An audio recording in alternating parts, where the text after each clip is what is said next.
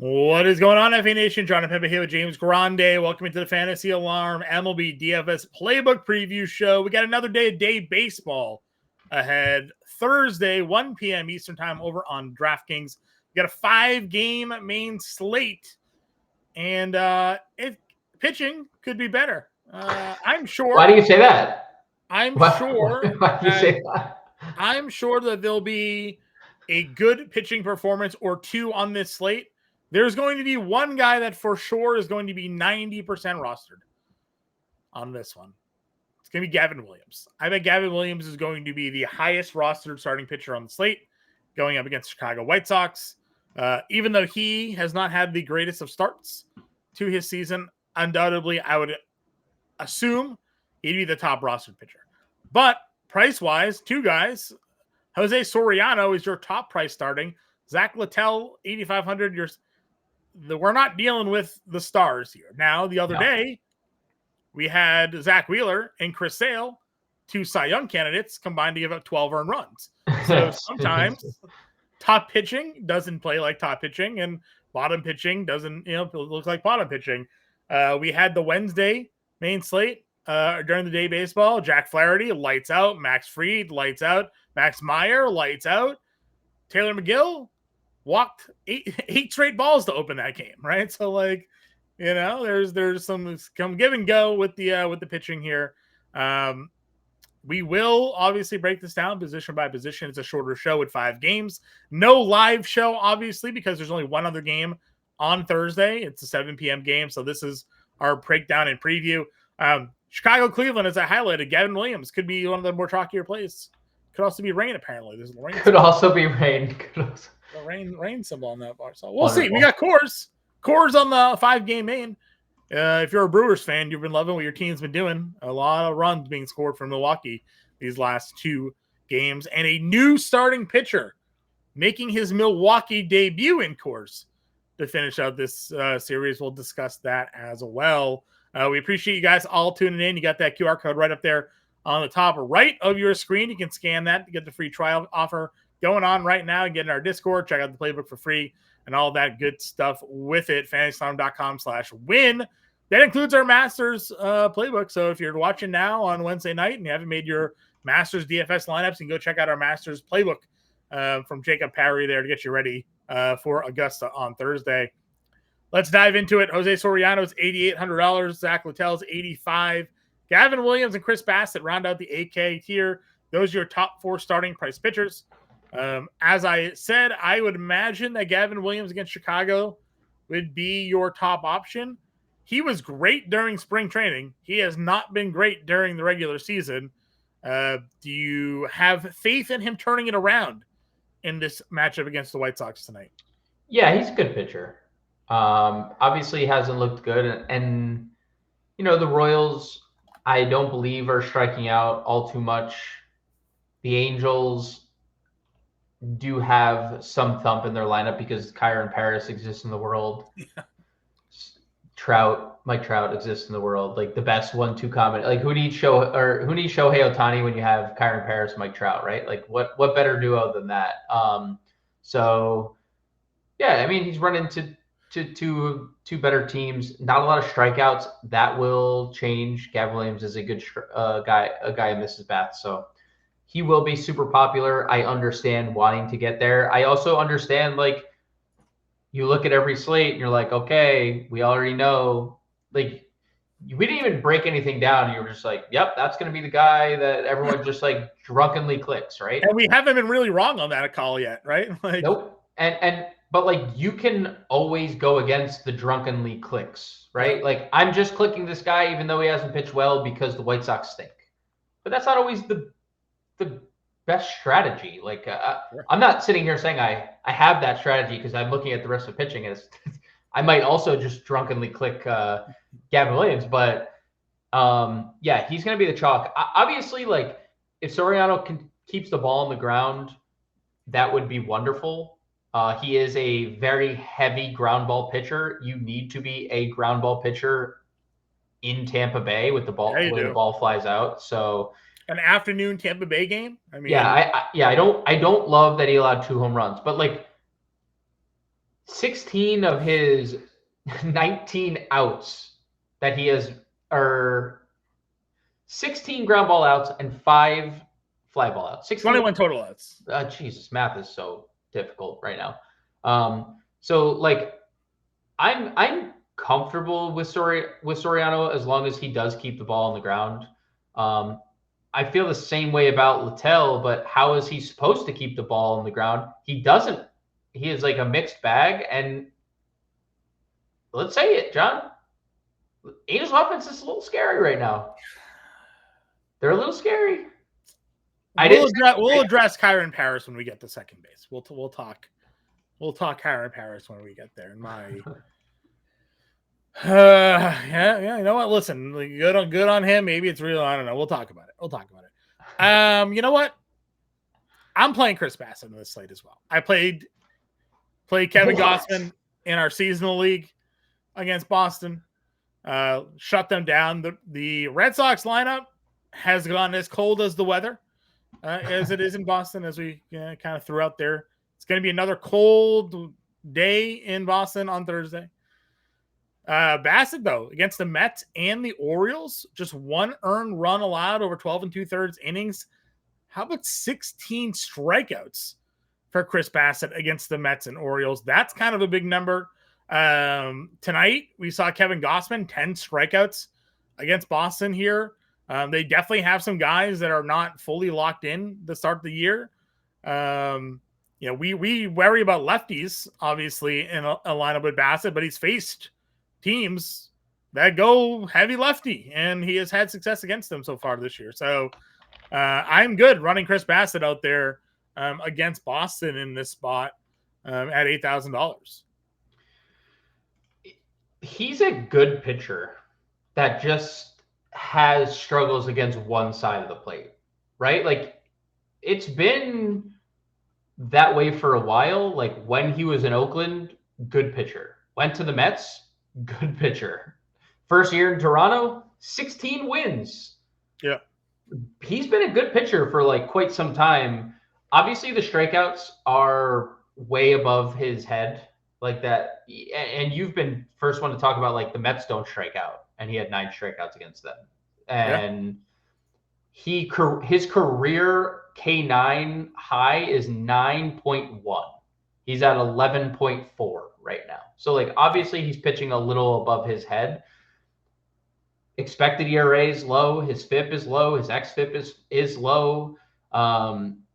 The 48% ground ball rate looks really good for Chris Bassett, which you need, especially in Fenway Park. If the ball's carrying at all, like you need to keep the ball on the ground. So there is obviously concern if Boston's bats wake up or he runs into Weiler Abreu, because that's been like Boston's best hitter, just like point blank. But yeah, I largely agree. I think Chris Bassett looks great. The clear Gavin Williams pivot or the clear pairing with Gavin Williams on the slate. And like I know Gausman, I think like putting the Gausman start aside, like that's just kind of been Boston's MO. They've just struck out all year. So like and if Bassett's keeping the ball on the ground in cold weather, that's a great recipe for success.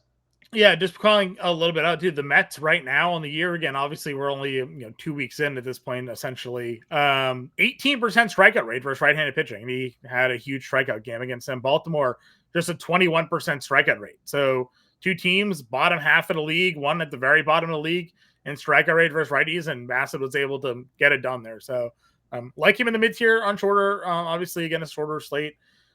Kansas City, again, outside of Bobby Witt Jr., their offense hasn't totally gotten going yet. Bailey Ober has not been good either, but we know that he is not a 12 ERA starting pitcher. No. Do you feel any interest in attacking here? Again, really just blown up on that one St. Louis start, bounced back against Houston. Pitch count got up there a little bit on him, but 4 innings, an earned run, 5 Ks there. Any interest, Bailey Ober? Yeah. Bailey Ober is a really good starting pitcher. Last year, Bailey Ober threw 178 innings, John. 9.6 strikeouts per nine. He had 191 strikeouts in 176 innings last year. Bailey Ober this year, obviously the home runs bit him in the ass his first 2 starts. So is a 400 BABIP. Yeah. I mean, everything being hit on Bailey Ober is a hit. Everything in play is finding a green grass or the stands, right? So I think your cat likes Bailey Ober too. I think your cat is saying, yes, I like I was trying to do like a Bailey Meowber, but it just didn't. You do that. I'm going to let her out of the room because she's just Okay. going to keep meowing. So you deal with that. Yeah, I mean, look, the obvious thing with Bailey Ober is he is a fly ball pitcher.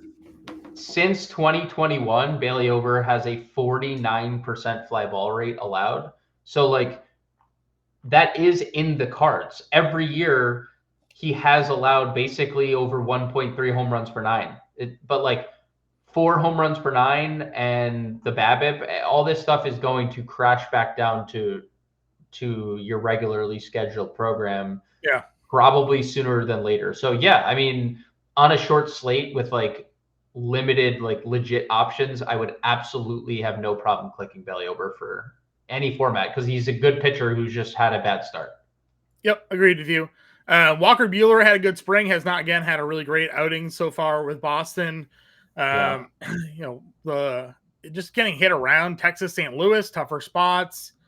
Not really interested in going to Buehler, but I also on the flip side, like, wouldn't be surprised. You know, Tanner Houck went out tonight and held Toronto down. So, right. You know, I think you could pretty much go anywhere except for the bottom. Not going to go Raymond Feltner against Milwaukee with the way that offense is going. Not really going to trust Jonathan Cannon against Cleveland. Don't think Cannon's really all that well. I will say, you got any interest in Jonathan Cannon here, or I don't like. Is Cleveland's offense good? they have a good player. That singular, right? Because like, is Jonathan Cannon a good pitcher? I don't think Jonathan Cannon is a great pitcher. I don't think he is a bad pitcher. But like, we can't overlook the fact that Cleveland just got rid of Josh Naylor. Manzardo stopped hitting after 3 days and are relying on Carlos Santana in the middle of their lineup. That's true. Yeah. For like the 3rd time in his career. Yeah. Right? Like Carlos Santana plays for 3 teams and that's it. The Twins, the Guardians, and he'll just maybe just those 2. He just completes he just keeps going back and forth between those 2 teams. Was he on the Royals at one point? I don't remember. The Royals, yeah. Okay, so he just stays in the one division. That's a pretty bad offense if he can just navigate Jose Ramirez. I'm not saying he can, because not a lot of people can. Sure. But if he can navigate Jose Ramirez, I don't think it's terrible. Like, he's not going to probably qualify for a win. He's not going to have a lot of run support. But I'm not like the Guardians offense doesn't like, ooh, I'm scared of Guardians. Ooh, I'm willing to throw a dart on Quinn Priester. See, if I'm willing to throw Jonathan Cannon out there, then, or if you're willing to throw Quinn Priester out there, I'm allowed to say Jonathan Cannon. That's fine. I mean, I'll say that it's more what you read on Quinn Priester at this point. Yes, he was very bad as a member of the Pirates, but the Red Sox did improve him in the second half of last year once he got the Worcester. Okay. He had an okay spring. He was actually competing for the five spot in the rotation. They sent him down. They've fixed some of his velocity and control issues that he was having. And then Milwaukee traded a decent haul to get him. Traded a prospect, traded a first-round wedge pick, like a sandwich pick, 33rd overall in the next year's draft, and then also included cash or a player to be named later. So it could be a 3-player trade from Milwaukee to get Quinn Priester here. Milwaukee is going to be a favorite to win this game. Their offense is scoring a lot of runs. Colorado, even in cores, not scoring. So I'd be willing to throw Quinn Priester at $6,500 and just see like if what Boston was able to do to him in the last year and a half can translate to this start here. Okay. I don't hate the thought. I don't hate the thought at all. We're gonna have to take shots somewhere, right? To just especially if you're playing multiple lineups, you can't just if you're building a lot of lineups, you can't just simply like click Williams Bassett over and over and over again. Like that, like you can't. You can't click them over and over and over again. I gotcha. Sorry. You've been working a joke in there at some point through the show, so. But just weaving, you know? Yeah. It's like I'm like shooting it in a cannon, you know? I'm sending him off in a cannon. Oh, yeah. All right. Did that land a Littell or what? All right.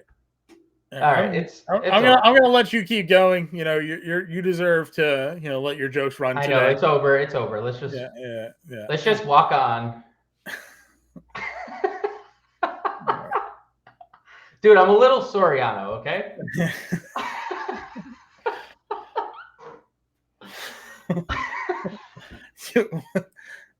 I mean, that was good.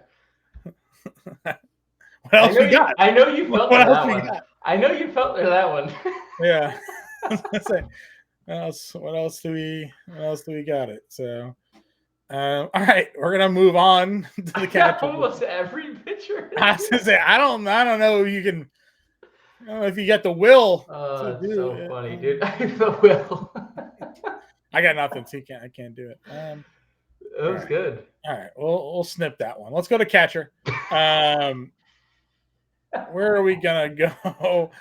Oh God! At the catcher position. This is so stupid. You know, they called up Blake Sabol. There's a good chance, being a lefty bat, that he'll be in this lineup against Chris Bassett. Oh, because Connor Wong. Chris Bassett. R.I.P. Connor Wong. Yeah, R.I.P. Connor Wong, broken finger. Good chance Blake Sabol's in the lineup here if you want to just straight up punt a catcher position. $2,000 against Chris Bassett. Tice, 27. Yeah. Naylor, 25. They've kind of both been bad, but Tice is fine. Tice has a 400 on base percentage. Okay, dude. You'll get your Colorado plays. If you're not in on Priester, Hunter Goodman will DH or catch. Obviously, you can play O'Hoppe, William Contreras, homer again. If Eric Haas is in the lineup, you could go there. So a lot of different options at catcher. What do we have for? Do we have? Is Littell is a fly baller, right? 42% last year. That's kind of what he's been hovering at, like 38, 42, pretty even. Just I like O'Hoppe. I like the in this ballpark, dude. I would love to play Logan O'Hoppe. Coming a day off. Had Tuesday, played Wednesday. Definitely gonna play here. I would love to play some Logan O'Hoppe, I think. Okay. First base. We'll go first base. You mentioned obviously Manzardo has stopped hitting, but you have him against Cannon. Pascantino against Ober. If you think Ober struggles, continue there. Both of them are in fine spots.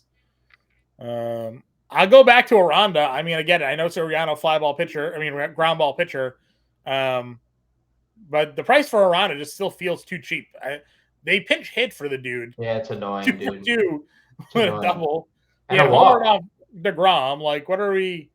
Why they took him out of the lineup in that game? I won't know. They made a lot of questionable decisions in that game that they sure did. They sure did. But I like Aranda at 36. If you're just chasing the past Bassett numbers, Casas at 34. Yep. I thought there was a chance Bowers was going to be in the Milwaukee lineup tonight. He wasn't. But if he's in the lineup here, night game after day game sort of situation, I think Bowers against Feltner at $3,300. Day game after night game. Day game after night game. That's what I didn't say. Night game after a day game, baby. Yeah, well, we're here. It's okay. We're here. We're here. We're here. The words made sense if you thought about it in reverse. If you thought about it in reverse. Yeah. Bowers at 33. I would definitely play again. I talked about it on the live show as if like I expected him to be in the lineup. I thought they would try to get as many lefties they could on the Wednesday slate. That just wasn't the case. They didn't go that direction. If Bowers is here though at $3,300, I would play him. I agree. I think he would be, just looking at the position, I think he would be the highest rostered first baseman of the day.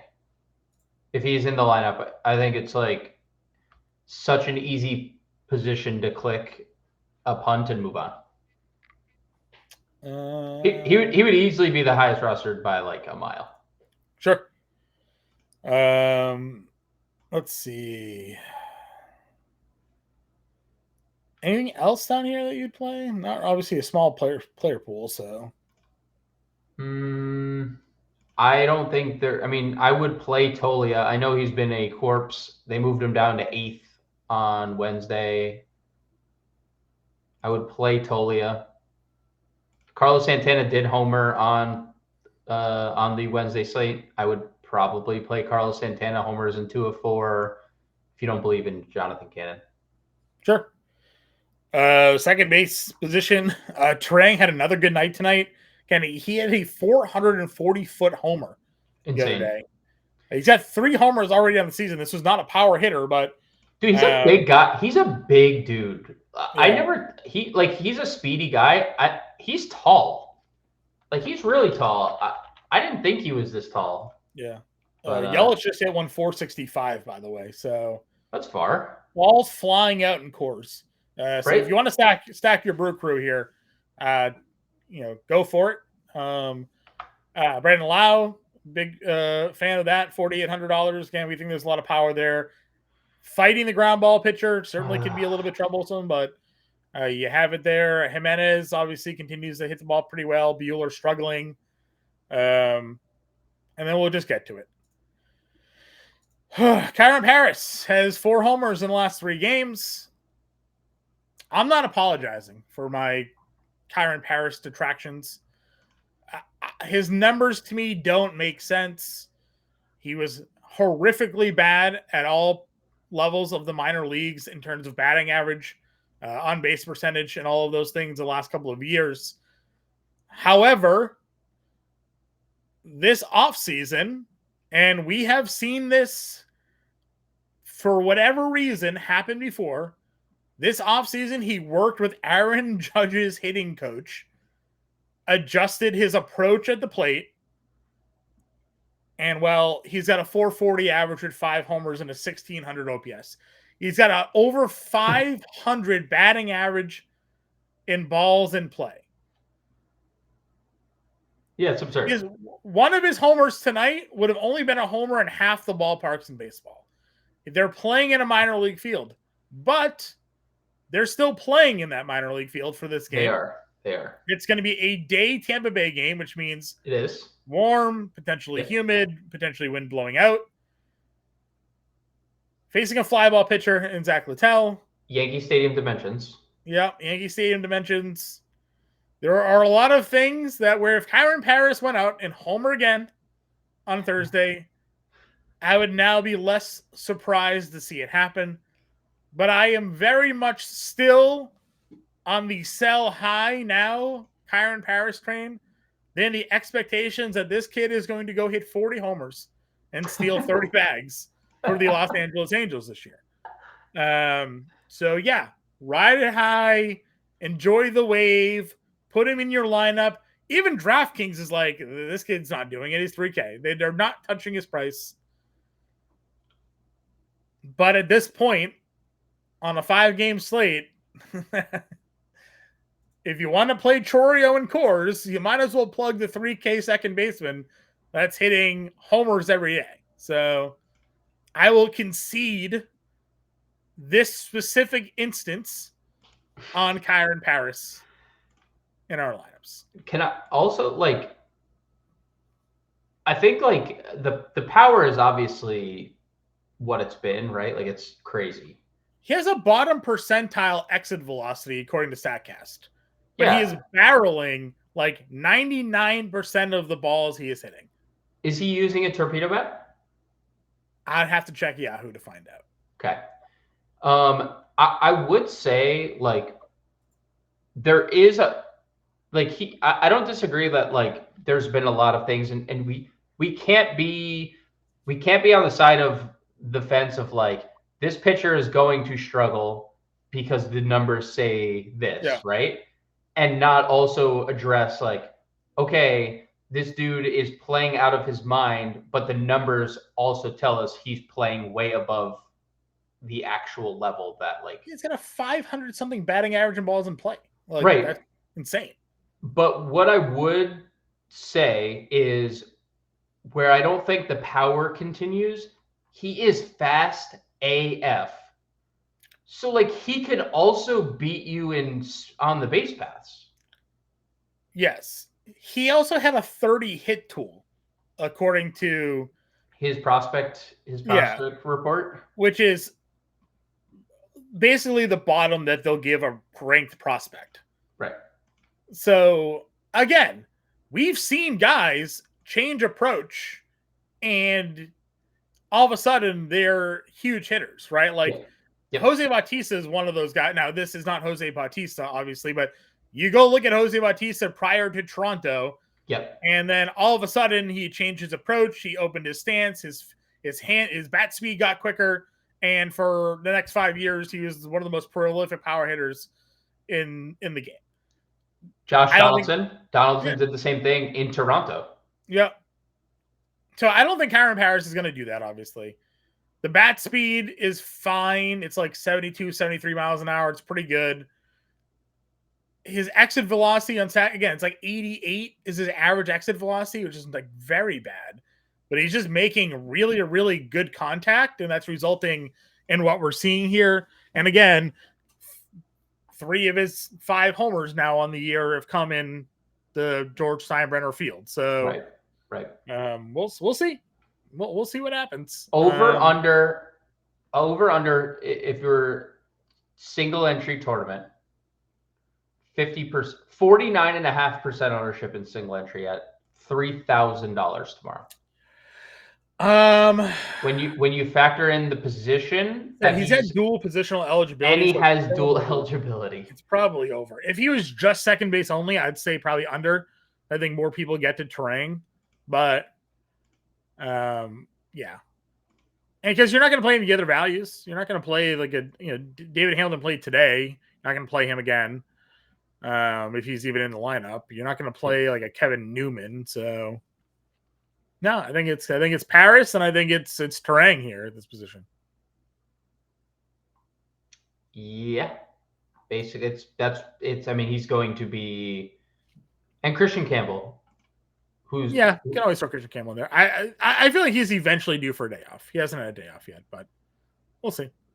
Third base, you mentioned already that one of the few good players on Cleveland is Jose Ramirez. He had a 3-homer game not too long ago. Just kind of show you the upside that he can bring to the table against Jonathan Campbell. Yeah, he's really good. He is really good at the game of baseball. Excuse me. If you are not on Quinn Priestley, you do have Ryan McMahon in Coors. Devers had a couple of doubles tonight off Gossman. If you believe Bassett and the lefty struggle numbers are there, you can chase Devers, $4,900.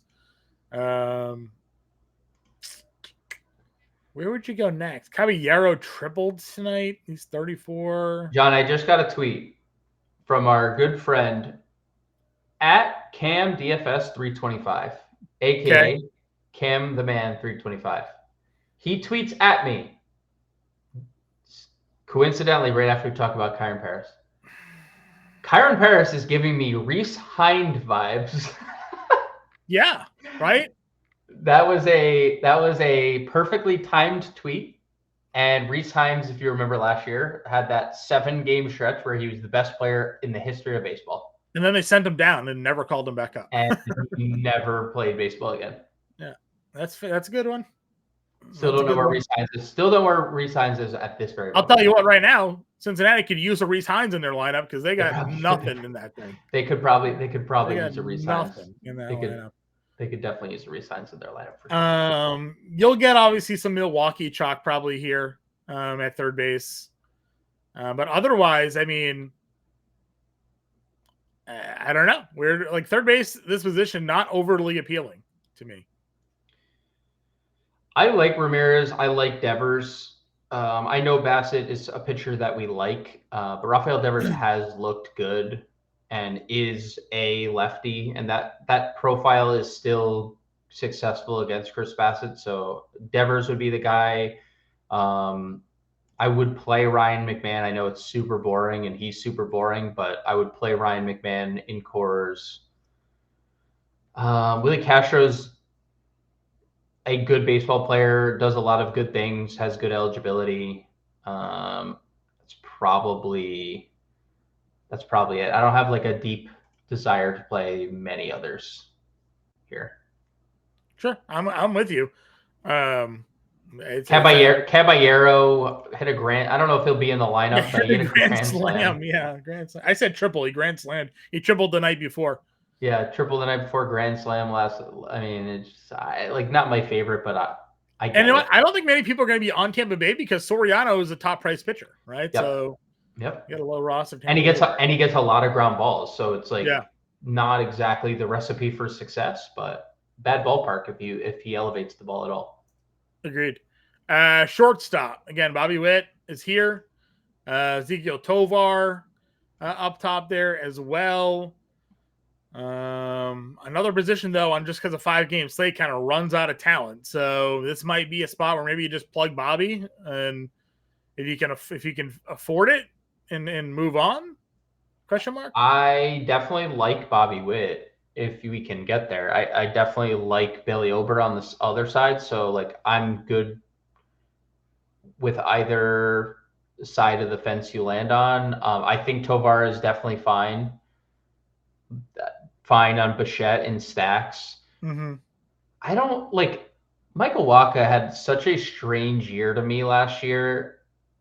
I'd be okay getting to Minnesota. I know they've been largely bad, but yeah, I always look at Kansas City as an opportunity for offense because that outfield is just like the extra base hits that you can get in Kansas City are just sure so elite. I don't hate Joey Ortiz. I don't also care if you don't play Joey Ortiz, but he was like 30% on the night slate on Wednesday.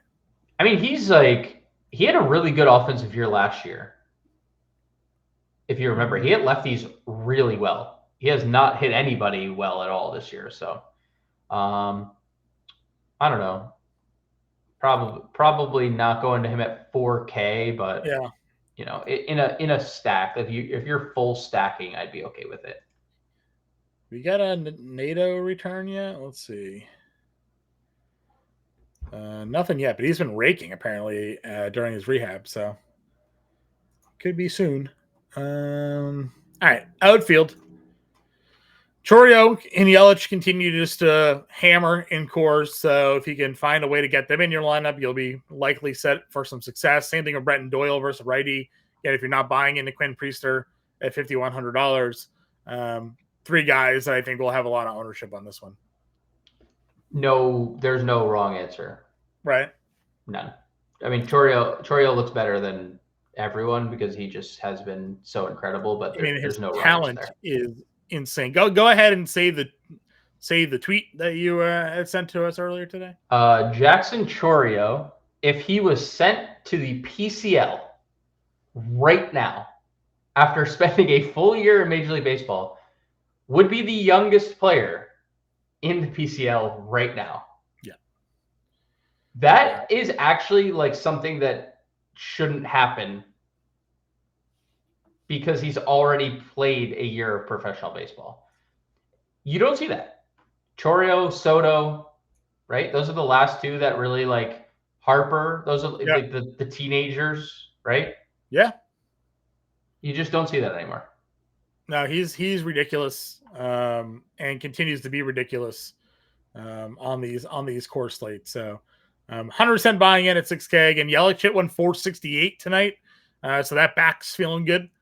So if you wanted to go there, feeling good. Back's feeling good. Back's feeling good. Again, the lefties against. See, here's the thing, right? Like in years past, and even at the beginning of this year, when they had Baltimore, we're like, dude, Chris Bassett, Baltimore, a whole bunch of lefties. The Red Sox going to throw a whole bunch of lefties. Like we'd play Boston in this spot because historically, the last couple of years, lefties have done a lot of damage against Chris Bassett.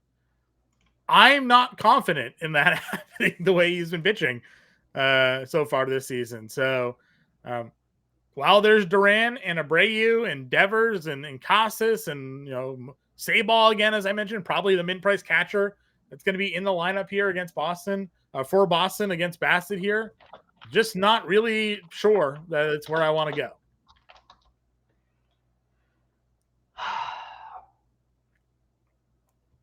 I am good with it.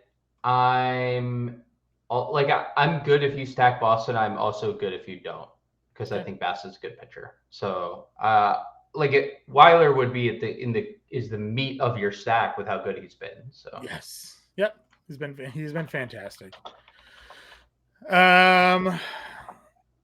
Let's see here. George Springer's been really good, dude. He had the night off, then he pinch hit. He has been really good. Again, Walker Buehler has been very hittable here. So I like George Springer at $4,300. Sal Frelick's 42. Again, getting another lefty bat against Feltner and Coors. If you're not on Waka, Wallner, ISO numbers against right-handed pitching, he's going to lead off for Minnesota at $4,100. You certainly can go in that direction there. Garrett Mitchell. Tonight, when we were doing the live show, at the time of doing the live show, the top 4 rostered outfielders were all Milwaukee. It was Yelich, Chorio, Frelick, and Mitchell. So there's a really good chance that tomorrow, when we look at the ownership, that's the same situation. They just take the 4 outfielders, whatever lefties are there, they'll play. So if it's Mitchell, if it's Frelick, or whatever, we can certainly get to that in this mid-range as well. I am good with any and all. Okay. Let's see here. I mean, there's obviously some Coors Field options for us if we wanted to get there. Martini is obviously hitting the ball a little well. They have Moniak as well, another lefty bat against Priester. Guys will be in the lineup cheap. Veen. Yeah. They hit him 9th again, but he's just fine. Get a wraparound stack there. Yeah, and he's also just like the only exciting Rocky to play. Like it's the only exciting thing. And all of those guys are from the left side of the plate against Priester there. So yeah, you won't see Boucher hitting second again. No. Or Boucher hitting second again. Or Bouchard, whatever the heck. Chris Boucher. Yeah, Bobby Boucher will not be hitting second in this one. So Misner, if he's in the lineup, we're always like him and Mangum, right? Like we'd play both of them. Yeah, we're always suggesting Tampa, but they're always so cheap. Mm-hmm. Agreed. That's probably it, though. I mean, all the bottom Toronto bats that are down here, if you felt inclined because they're just free to get them in a lineup, you could. But Luquez, Rodin, Straw, even stolen base upside of Miles Straw is there. Yeah, you can also just not do any of that and play Kyron Paris here at 3K. Well, yeah, I mean you can move him, but if you like, there wasn't a lot of second baseman options, so that's also true. It's also true. All right, let's see what we're gonna do here, pitching wise.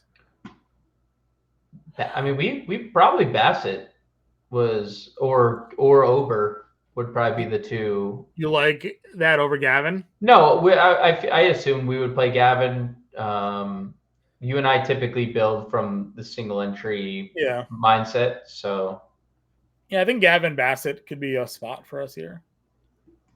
And then, I mean, I liked Sabal, but just because he was $2,000, that was mostly the reason for that. Can do Kirk. Kirk's down to 28. I'll play that. Just plug Kyron in at second and Bowers in at first. I'm pretty confident Bowers is going to play. Right? Doesn't it feel like it's a Bowers spot? Yeah, as you said, night game after a day game, and Bowers is in the lineup. Yeah. Chourio, just going to plug that in there as well. Yeah, and he's still 46. You could just play Yelich. You could probably afford both. I mean, dude. Can you do this? Can you get Bobby? You can. And just do like some cheap play down here. I mean, is Dunn a lefty? Dunn's a lefty. Oliver Dunn's probably going to be in the lineup here, right? Well, possibly, for sure. I mean, if you just want to go full stack, I don't hate it. And also, you could play Veen at 3K in the outfield, or Moniak. We liked both those. I'm fine with Veen, and that gives us. I mean, we could just do the Kansas City play, India Witt. Yeah, India leading off. Yeah. All right. We got Williams, Bassett, Kirk, Bowers, Paris, India, Witt, Chourio, Yelich, Veen. Got a little Coors Field stack on a short slate. Got a little two-man with India and Witt. We were running the hot Paris at second base. Gavin Williams, Chris Bassett, no dollars left over. So we will have the playbook out for you guys. Again, no live show, obviously, for the Thursday slate. We'll be back with the preview show for Friday. Grande and I will be back live, Grande and I as well.